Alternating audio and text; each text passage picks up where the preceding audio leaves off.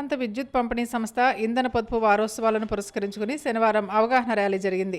ర్యాలీని ఆంధ్రప్రదేశ్ రాష్ట్ర పర్యాటక, సాంస్కృతిక మరియు సినిమాటోగ్రఫీ మంత్రివర్యులు కందుల దుర్గేష్, జిల్లా కలెక్టర్ ప్రశాంతి ప్రారంభించారు. RUDA chairman Boddu Venkataramana Chowdary, EPDCL SE Tilak Kumar, ఈఈలు శ్రీధర్ వర్మ, శామ్యూల్, ఇతర అధికారులు పాల్గొన్నారు.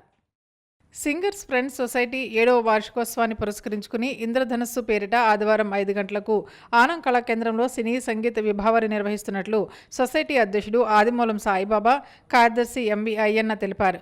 ఆహా ఐడియల్ సీజన్ 3 విన్నర్ రన్నర్స్గా నిలిచిన గాయకులు షేక్ నజీరుద్దీన్, శ్రీకీర్తి విభావరిలో ప్రత్యేక ఆకర్షణగా నిలవనున్నారు. ఈ కార్యక్రమంలో విశిష్ట అతిథిగా రాష్ట్ర పర్యాటక, సాంస్కృతిక, సినిమాటోగ్రఫీ మంత్రి Kandula Durgesh, MP Daggubati Purandeswari, Rajahmundry city MLA Adireddy Srinivas, rural MLA Gorantla Butchi Chowdary, Rajanagaram MLA Battula Balaramakrishna, Kakinada MP Tangella Uday Srinivas హాజరు కానున్నారు.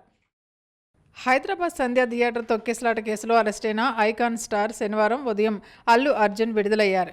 అర్జున్కు శుక్రవారం రాత్రే బెయిల్ మంజూరైన చంచలగూడ జైలు అధికారులకు బెయిల్ పత్రాలు అందకపోవడంతో శనివారం ఉదయం వరకు జైల్లోనే ఉండిపోవలసి వచ్చింది.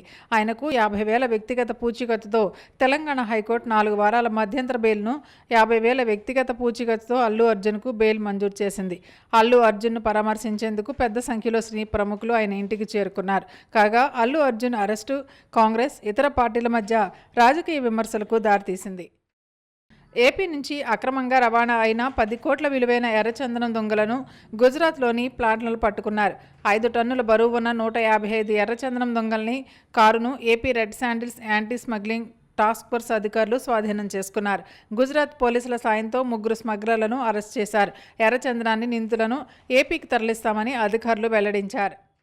భారతీయ జనతా పార్టీ సీనియర్ నేత, మాజీ హోంశాఖ మంత్రి ఎల్కే అద్వానీ మరోసారి తీవ్ర అనారోగ్యానికి గురయ్యారు. దీంతో శనివారం న్యూఢిల్లీలోని అపోలో ఆసుపత్రికి ఆయన తరలించారు. ప్రస్తుతం వైద్యుల పర్యవేక్షణలో ఆయన్ని ఉంచారు.